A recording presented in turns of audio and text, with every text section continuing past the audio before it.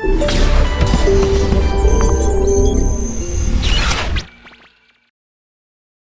are welcome to this special interview on Islamic finance, where we discuss development in the industry and how emerging markets like Nigeria can tap into the opportunities.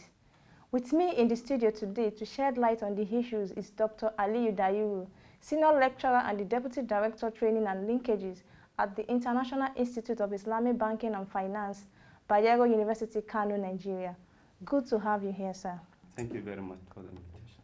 Yes, sir. First, can you take us through Islamic finance as a non-interest financing arrangement for clients like Nigeria? First of all, Islamic finance is an alternative form of financing. It's a financial system based on Sharia guidelines, based on the Sharia principles. If you take broadly Islam, you can divide it into two. There is an aspect of worshipping, and there's the aspect of transactions, mu'amalat. So Islamic finance basically falls under the transactions, the mu'amalat. So whether Muslims, non-Muslims can all benefit from the wisdom, from the knowledge, from the provision of Islamic finance. It has been a system for over 1,400 years, but of course we will talk about contemporary development of Islamic finance. But the origin is way back over 1,400 years. All the principles were established at that time, such as prohibition of taking interest, prohibition of dealing with uncertainties, what is called gharar, prohibition of production of things like alcohol and its consumptions. These are all principles established at that time, and it's part of the transaction I'm talking about. But the recent development of Islamic finance actually started in 1963 in Egypt, whereby a small microfinance bank felt the need to establish an alternative non-interest financial system for their clients, Nasser Islamic Bank in Egypt. So when it started that practice, it has been successful, but it didn't last long. Then other countries have started to learn, such as Sudan, Dubai, and an Islamic Development Bank came in 1970. So this is the recent development. And scholars started to write. Before the practice, actually, there was some theoretical development about what is this system. You got scholars, Muslim scholars who studied finance, economics at PhD level. They were concerned about solving the problems of not only Muslims, but solving the problem of humanity because of the inherent features, weaknesses in capitalism.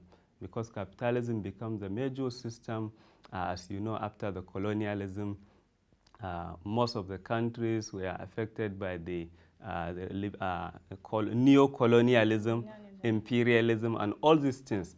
So, but then again, this alternative becomes a kind of, theoretically, at that time, they were able to show that if you can follow this, it will salvage you, it will give you the economic freedom, and it will assist your people to overcome your challenges. So this is a contemporary development, and I think now almost 40 years since it started, and we have seen the practice, especially after 1990s, that when the clear-cut weakness of capitalism emerged, you know, so people were embracing Islamic finance at national level.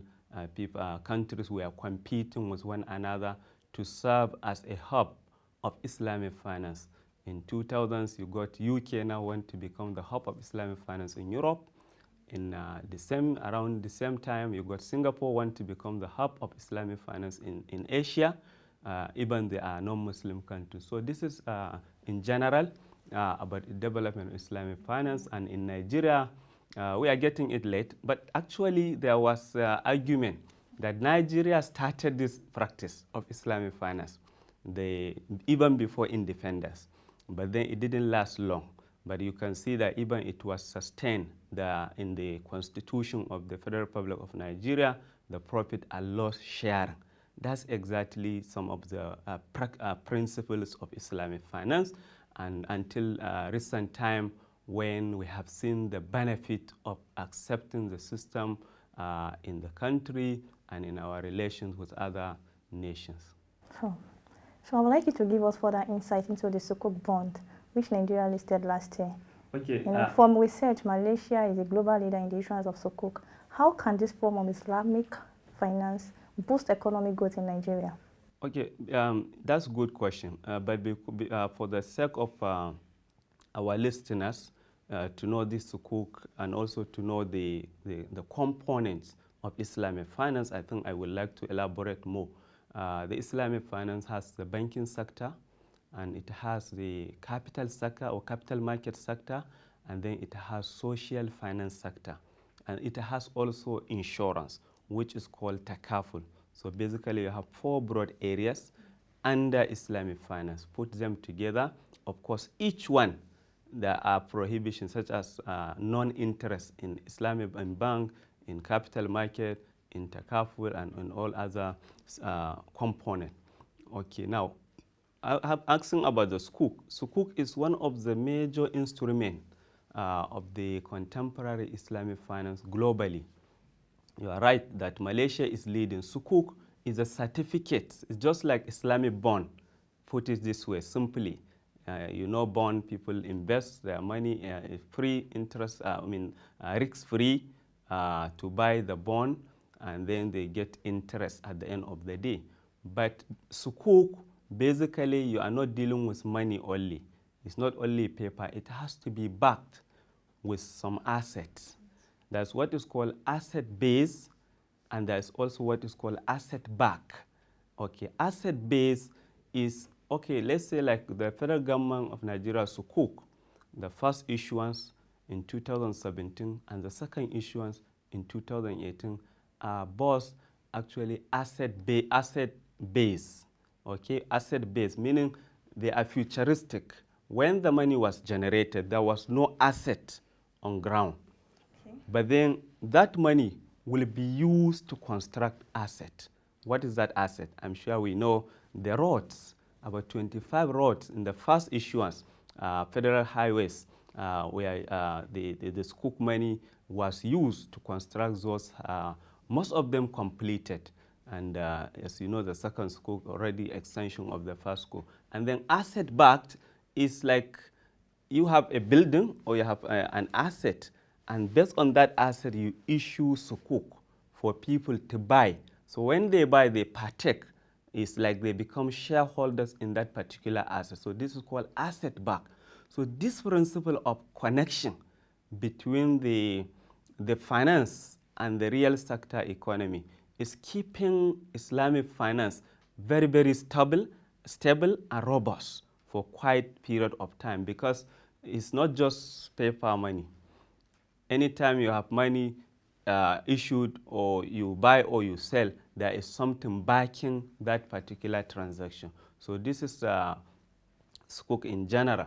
Now, how do we use the Sukuk to develop or to sustain our nation? I think it is very evident that we have seen the outcome of the Sukuk, the federal government Sukuk. We have seen them whenever you go around the country. The 6 geopolitical zones of Nigeria have all benefited from the federal government Sukuk. So therefore, this is instrument which we can use to build our infrastructure, our deficit, the infrastructure deficit, the housing deficit, the roads, the airports, whatever you can think of, you can use instruments like Sukuk to build it, to construct it, and to grow your economy. So it has a lot of benefit, a lot of prospect, and it's just sustainable. So what are the misconceptions about Islamic finance that need clarifications? Okay, misconceptions, there are many, but I can just mention few, okay, and then elaborate or correct the misconception possibly. One of which is basically the simplest one. People will say, this Islamic bank is just like any other conventional bank. They also charge interest. In fact, even in the Sukuk, the recent Sukuk, somebody showed me when he received the message sent to him, the interest on his investment. So it was written interest on investment, so 16%. So he said, you see, so but then the thing is that if there is a commodity, okay, Islam prohibits in Surah Al-Baqarah, chapter 2, verse 275, Allah has prohibited dealing with interest, but he also in the same verse allows permitted trade. Okay, so now trade, this is a mobile phone, so you can buy it in the market 10,000, sell it 11,000, you get your 1,000 naira. That is profit. But if you have money, cash, 10,000 naira, and you give loan to someone, all right, to use either for consumption purpose or for production purpose. Okay, if you ask him to pay 1,000 naira, you see it's the same 1,000 naira, that value will not change. The same 1,000 naira, that is interest, which is clearly prohibited in Islam. So therefore, it's one of the misconceptions. In fact, this misconception has its historical underpinnings, because even when Allah says he prohibited taking interest and permitted a trade, the people at that time, they said, innamal bay'u mithlu riba. This trade you are talking about is just like interest. So this profit you are talking about is like interest. So the misconception started way back. So it's not a kind of begin. It started this time around. So, but then it has to be corrected at every time. Trade is different. And then Allah says, but Allah permitted trade and he prohibited riba.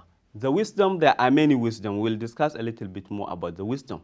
But then the first ruling is that he allows this, he doesn't allow that. Okay, so for as Muslims, so you are bound to follow it, but others can decide to, choose if they feel like there is some economic benefit or any other benefits they see or any value is a way of life. Everyone can join. So that is about the first misconception.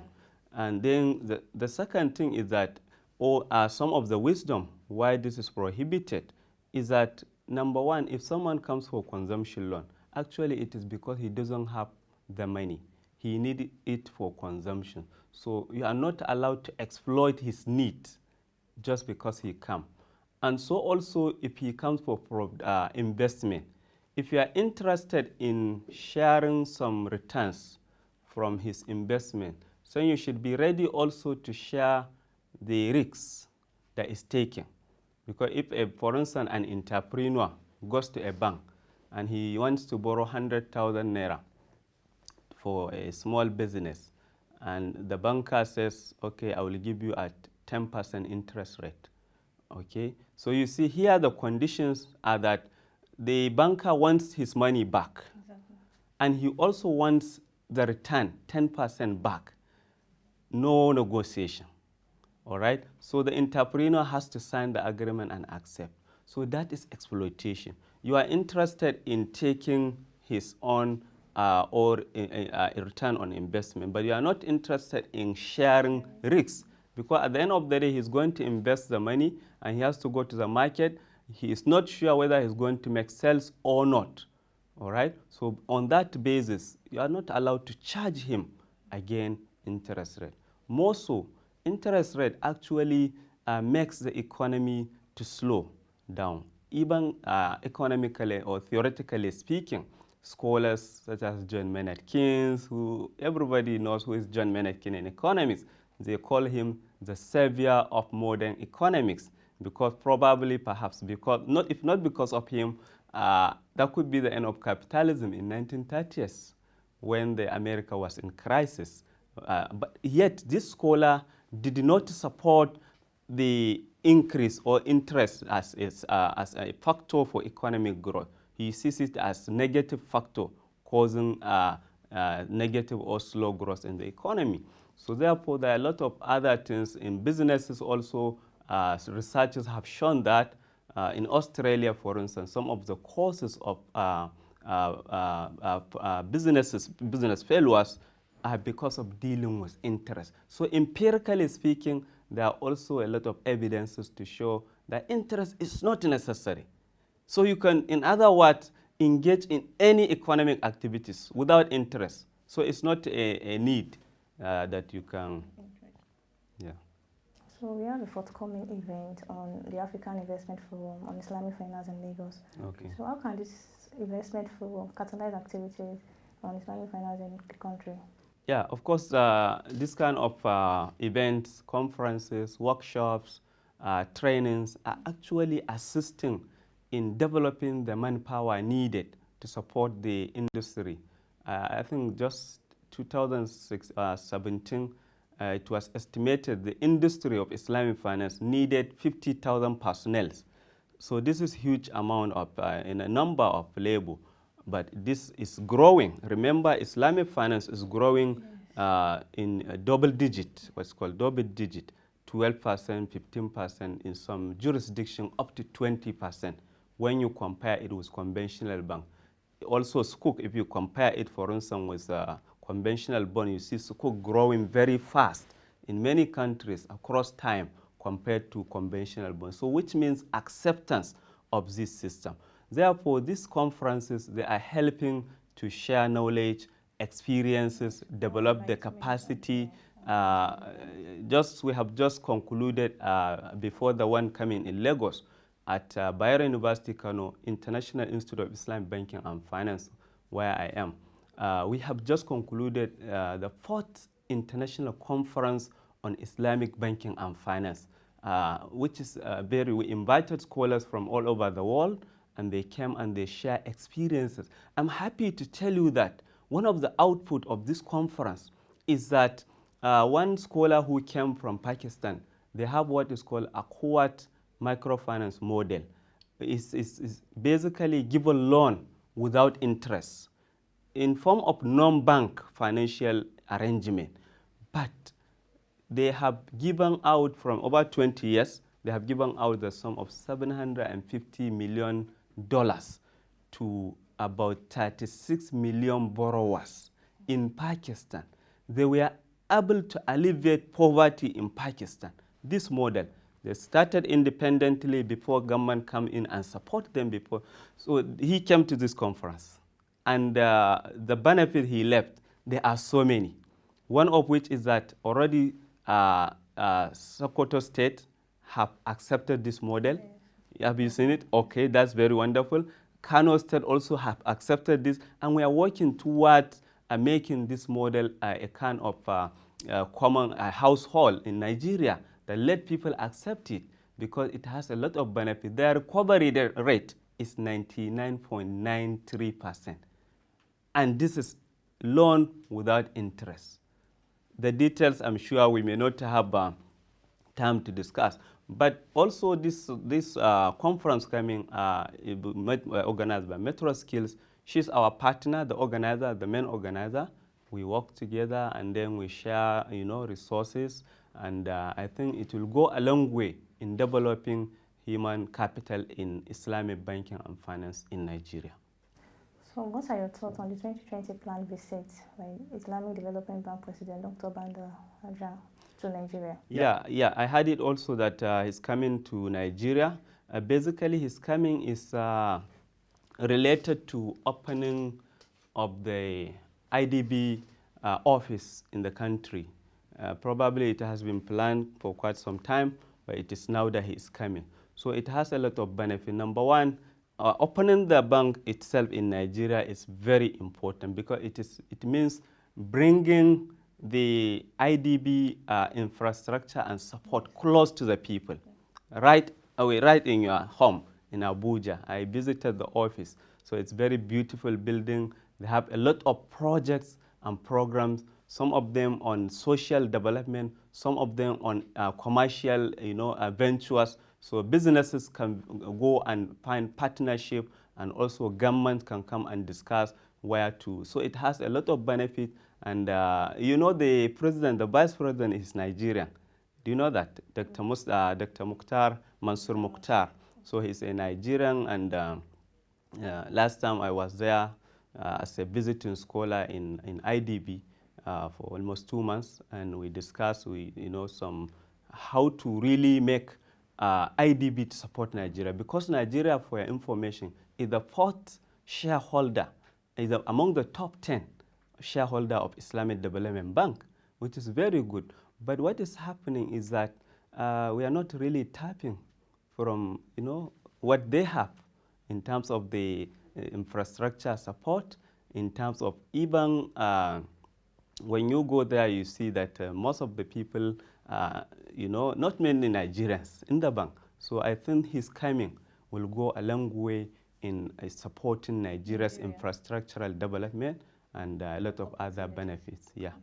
So how will it improve Nigeria's position as a key destination for non-interest finance instruments like Sukuk, Ijara, Mudaraba, and Istina? Yeah. All these instruments, once Nigeria already accepted, Islamic finance has come to stay, and alhamdulillah, people or the state governments and the federal government is keying into various options available. And international level, our position is very key in Africa.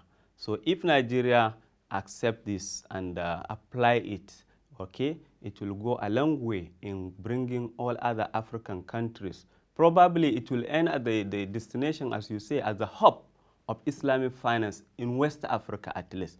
Because at the moment, Kenya is already leading in the East Africa. So probably Nigeria should take that lead in the West Africa. And you know the recent African Union meeting, when Nigeria have some interest in something, so all other countries will also like to join. So I think it is a very good one, and I wish us the best. Thank you so much. It was an interesting discussion to development in Islamic finance, and I think Nigeria will tap into the opportunities. Yeah. And that will be all for this interview section.